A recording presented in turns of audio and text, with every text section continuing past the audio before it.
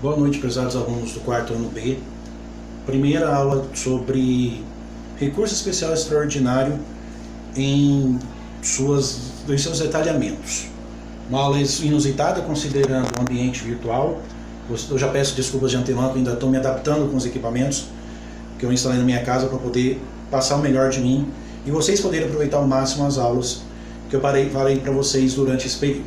Pois bem, mandei para vocês, além de um livro que já tinha mandado ano passado, mais 4 livros que falam sobre direito processual civil, um deles inclusive falando sobre recursos em espécie. Traz modelos de recursos e traz também a estrutura destes recursos, como eles são feitos. Servirá em cheio para P1, porque lá consta apelação, agravo de instrumento, embargo de declaração, agravo interno, recurso extraordinário, recurso especial, todos aqueles listados no artigo 994 do CPC.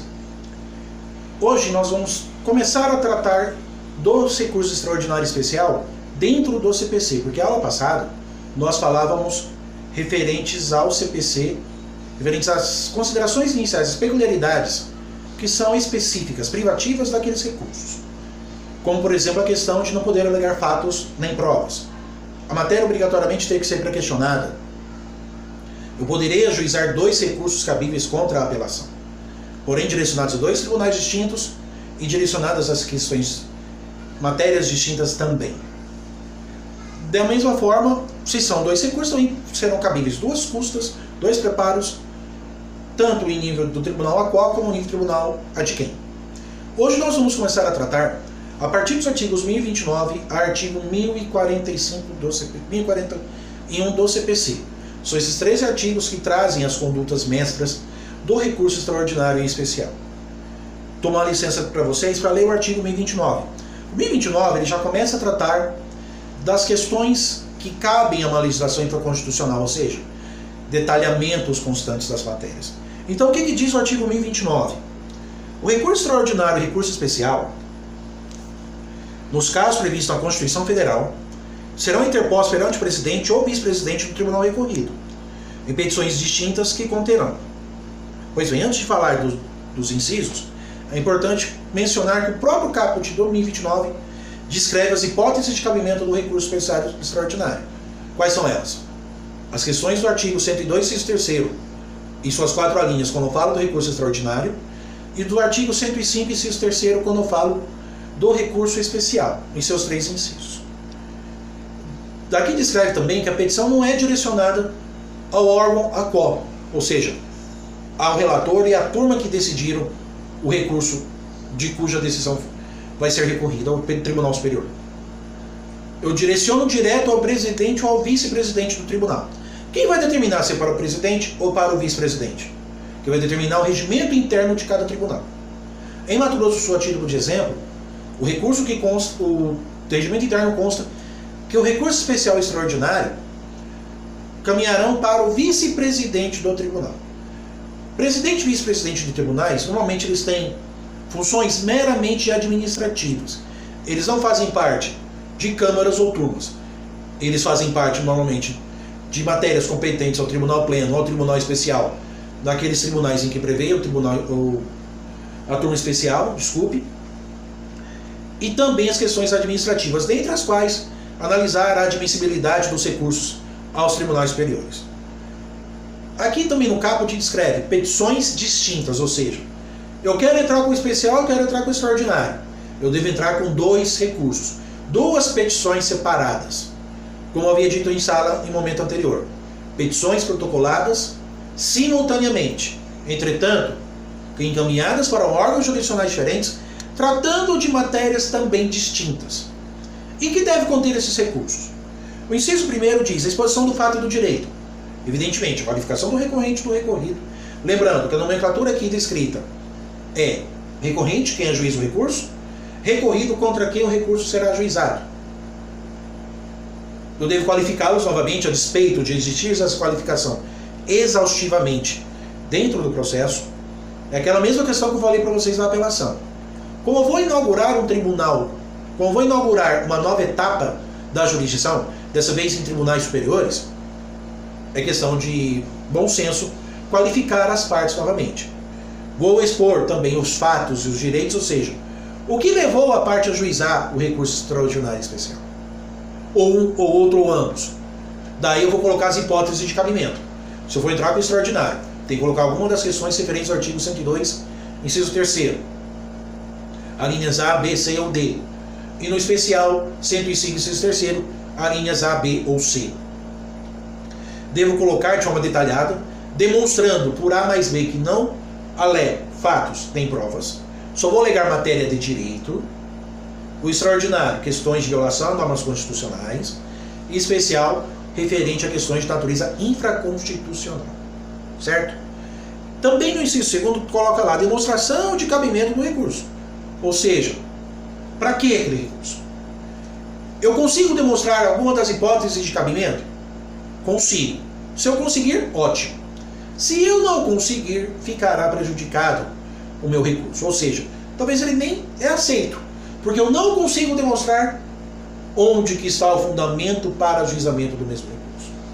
E o inciso 3º, por sua vez, diz que também eu devo descrever as razões do pedido de reforma ou de invalidação da decisão recorrida. Ou seja, eu devo pedir a reforma da decisão ou a invalidação da mesma se da decisão recorrida ou a decisão de primeiro grau tiver alguma nulidade. É o momento para fazer o pedido.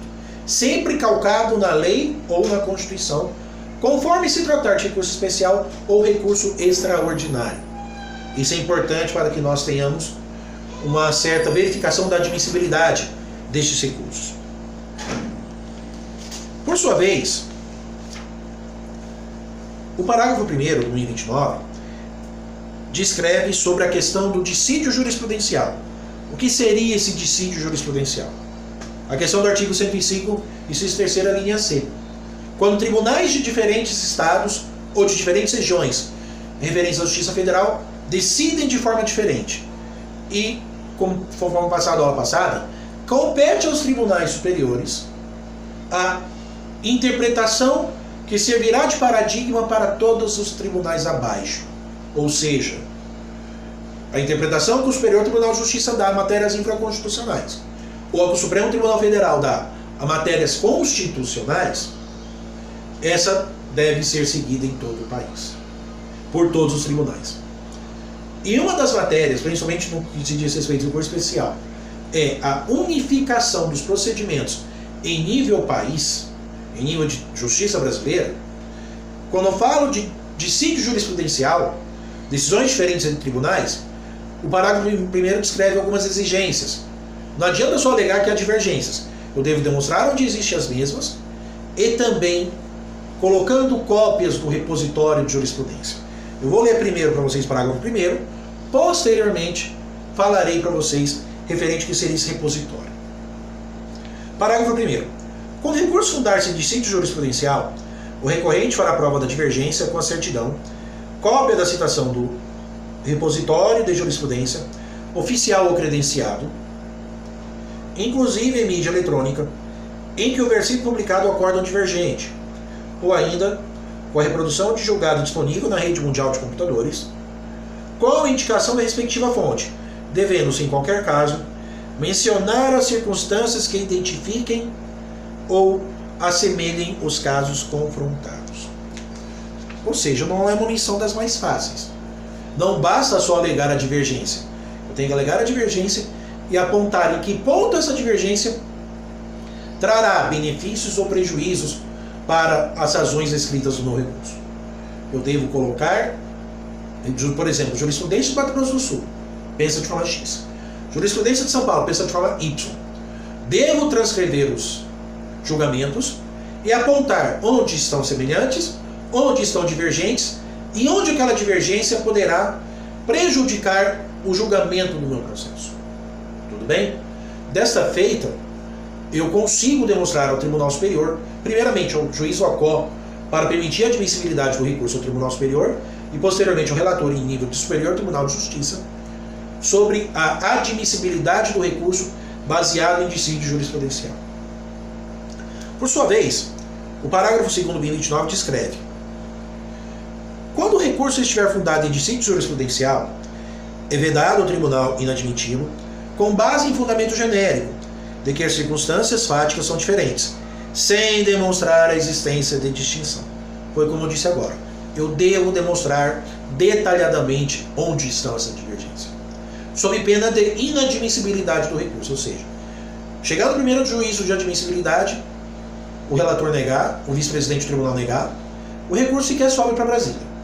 Ou na segunda hipótese, o vice-presidente admite segmento do recurso, porém, quando chega em Brasília, sorteado uma turma, dessa turma, sorteado o relator, o ministro vai ser relator, e este relator verifica a ausência dos requisitos do 1029. Não haverá outro caminho a não ser negar seguimento a esse recurso. Parágrafo 3º. O Supremo Tribunal Federal, o Superior Tribunal de Justiça, vou repetir, desculpe, o Supremo Tribunal Federal ou o Superior Tribunal de Justiça poderá desconsiderar vício formal de recurso tempestivo ou determinar sua correção, desde que não o repute grave. Essa foi uma grande novidade e benéfica para as partes no que se diz respeito a protocolos de recursos. Muitas vezes acontecia de um tribunal a qual contar os prazos de forma equivocada. Contar dias a menos, e na hora que a parte recorresse, entrasse com recurso, para o tribunal estaria com o recurso intempestivo. Essas falhas podem ser corrigidas pelos tribunais superiores, porque eles entendem que é apenas um vício formal e que não invalida o processo, ao contrário do que se fosse a petição protocolada fora de prazo, reconhecida por um e por outro, que aí não haveria outro caminho a não ser justamente a negativa do recurso, não ser conhecido por intempestividade. O parágrafo 4º, ele verifica as questões referentes à possibilidade de suspensão de processos. Como assim suspensão de processos? Eu já havia dito a vocês em uma outra oportunidade que uma das tarefas dos recursos que tenham repercussão geral, dos recursos que possuam possibilidade de julgamento de recursos repetitivos, o incidente de resolução de demandas repetitivas em tribunal, o incidente de resolução de competência, eles têm como primazia, em um único recurso, um único processo, resolver dezenas, centenas, milhares de casos que versem sobre o mesmo assunto. Nestes casos, quando se chega ao Tribunal Superior, o Tribunal Superior pode eleger um desses recursos, conhecidos como recursos paradigma, ou seja, o recurso que, se eu julgar, eu julgarei todos os outros por tabela. Eu não preciso julgar um a um. O tribunal não precisará julgar separadamente. Julga um e o mérito deste um servirá para a base de outros que versem sobre a mesma matéria. O que diz o parágrafo 4º? Quando, por ocasião do julgamento do incidente de resolução de demandas repetitivas, o presidente do Supremo Tribunal Federal, do Superior Tribunal de Justiça, receber requerimento de suspensão de processos em que se discuta a questão federal ou constitucional ou infraconstitucional, poderá, considerando razões de segurança jurídica ou de excepcional interesse social, estender a suspensão a todo o território nacional, até a ulterior decisão de recurso extraordinário ou de recurso especial a ser interposto. Ou seja, como a questão relevante para todo o país e que muitas vezes um caso, mesmo que seja protocolado em um tribunal específico, chegar ao Supremo, o Supremo pode determinar, ou o Supremo ou o STJ, determinar que sejam paralisados todos os processos que versem sobre a mesma matéria. É o que já acontece quando, ao reconhecimento de recursos repetitivos em nível do Superior Tribunal de Justiça, ou o caso da repercussão geral, descrito no artigo 1035 do CPC, e que será objeto de aulas futuras, provavelmente na semana que vem, que versem sobre o mesmo conteúdo, que versem sobre a mesma causa.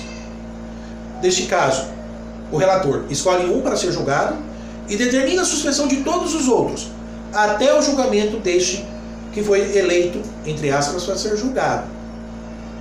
O resultado deste influenciará o resultado de todos os demais, inclusive para as futuras causas que versarem sobre a mesma matéria. Já o parágrafo 5º fala sobre o efeito suspensivo a estes recursos.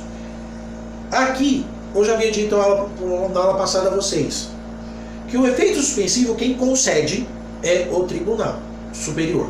É o relator dentro do STJ, no caso do recurso especial, ou no STF, no caso do recurso extraordinário. Os ministros que são relatores lá decidem sobre o efeito suspensivo. Que, repito, efeito suspensivo aqui é exceção à regra.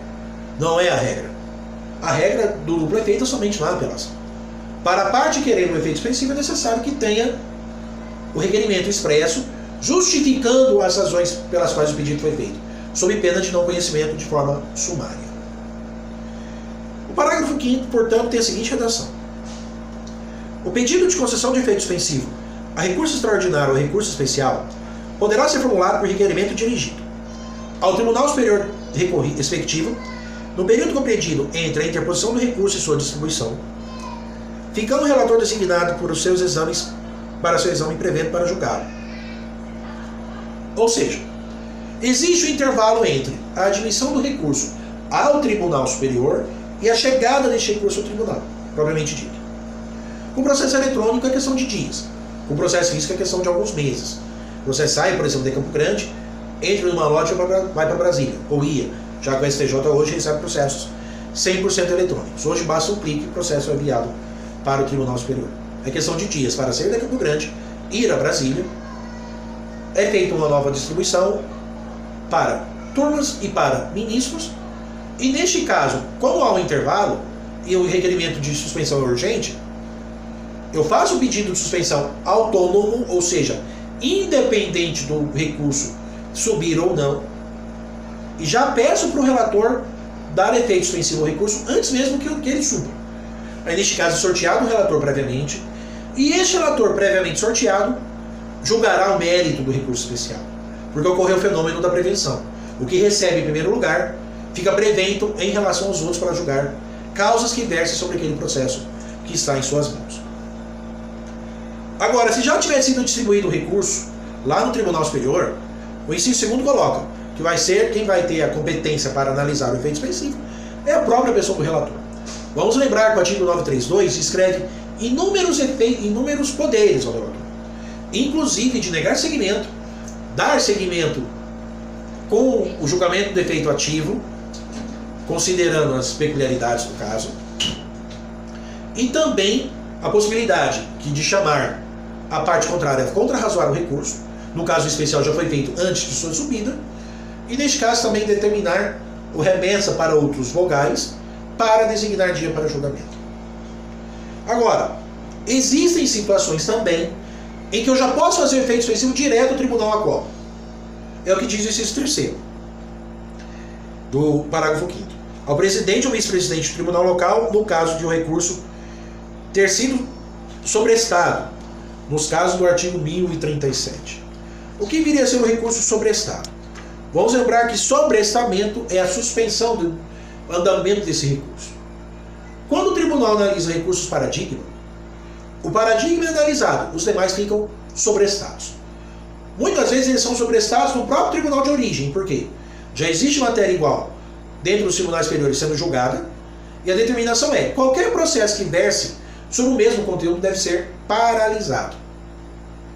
Desta feita, quem vai ter o poder, já que o recurso não vai subir porque ele estará suspenso, é o tribunal local, é o presidente ou vice-presidente, que tem a premissa de analisar a admissibilidade do recurso, podendo, neste caso em especial, neste caso em particular, conceder o efeito suspensivo.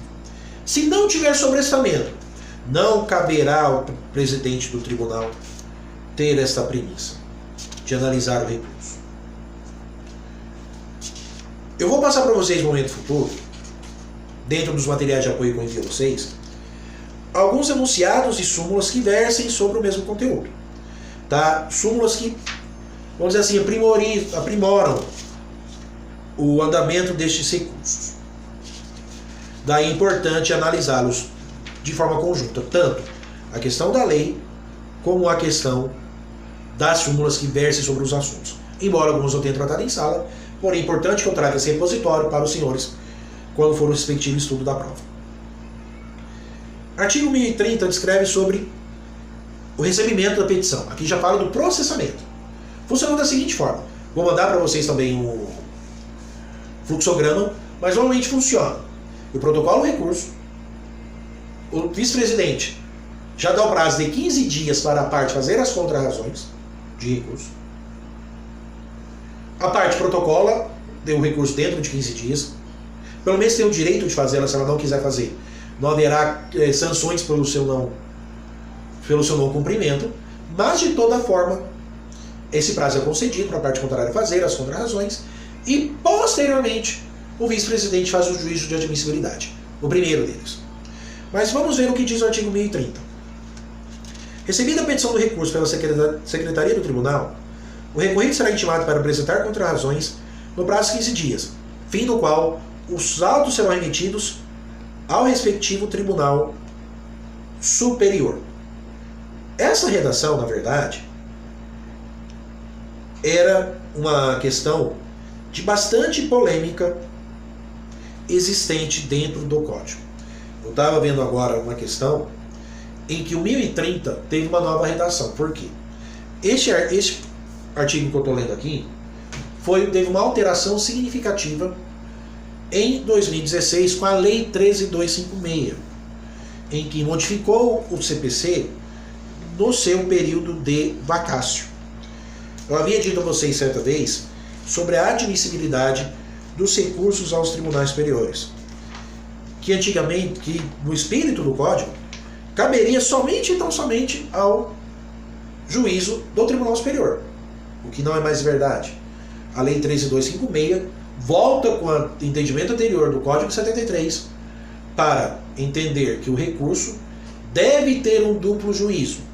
A redação do artigo 1030 trazida pela Lei 13.256 é a seguinte: recebida de recurso pela Secretaria do Tribunal, o recorrido será intimado para apresentar contrarrazões para 15 dias, fim do qual os autos serão conclusos ao presidente ou vice-presidente do tribunal recorrido, que deverá: a linha A, recurso extraordinário que discuta a questão, negar seguimento, recurso extraordinário que discute a questão constitucional, a qual o Supremo não tem reconhecido a existência de repercussão geral.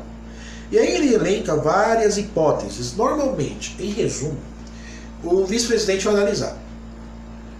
Esse caso já teve repercussão geral julgada? Esse caso já foi objeto de julgamento de recursos repetitivos? Este caso já tem precedente?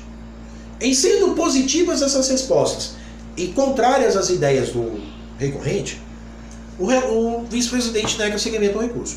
O recurso não vai a Brasília. Agora se verifica que a parte preenche todos os requisitos da lei. E as questões do artigo 1030 e seus incisos, normalmente quando o pedido, eu consigo provar a violação à lei ou à Constituição, quando analiso que a parte o juiz violou precedentes quando julgou a decisão recorrida, dentre outras coisas, eu consigo subir o recurso. Agora, caso contrário, o vice-presidente limita o seguimento deste recurso aos tribunais superiores. Cabe recurso? Cabe. Recurso de agravo superior tribunal agravo, desculpe. Agravo e recurso extraordinário, agravo e recurso especial, que está lá no artigo 1042. Por ser uma primeira aula, uma aula teste, na verdade já com conteúdo bastante denso, hoje a aula é um pouco menor, considerando o material de apoio que eu já enviei a vocês, considerando a análise feita na aula passada, em que direcionou um pouco como funciona a sistemática dos recursos. E para finalizar, duas questões. Primeiro, o e-mail para envio do material que vocês vão elaborar é profranciscoarrais@gmail.com. É profrancisco, tudo junto, letra minúscula. Porque se eu colocasse prof. Francisco Arrais, seriam 2 Fs. Portanto, é profranciscoarrais@gmail.com, conforme enviei para vocês na área do aluno. A pergunta que eu faço para vocês para a questão de fixação de conteúdo que vocês façam um fluxograma do tribunal, do ajuizamento dos recursos aos tribunais superiores no tribunal a qual. Apenas isso. Eu não quero que vocês façam o fluxograma no tribunal a de quem. Façam o fluxograma no tribunal a qual. Alunos do quarto B, vocês têm até as 22 horas para me enviar o conteúdo, tá? Neste e-mail. E neste vídeo, identifiquem conteúdo, disciplina e o nome de vocês. No primeiro momento, muito obrigado. Peço desculpas pelas falhas no primeiro momento de gravação, e que é absolutamente normal. Eu tive que comprar todo um produto, comprar um tripé, colocar um lugar confortável para poder passar aula para vocês, mas eu espero que possamos ajudar e aproveitar o máximo possível. Estou à disposição nas áreas respectivas, tanto a área do aluno como a área nas redes sociais, no correio eletrônico, e vou responder a todos vocês sobre essas questões. Obrigado a todos, bons estudos, e vamos vencer junto essa pandemia que está revolucionando o mundo inteiro. Muito obrigado a todos, boa noite.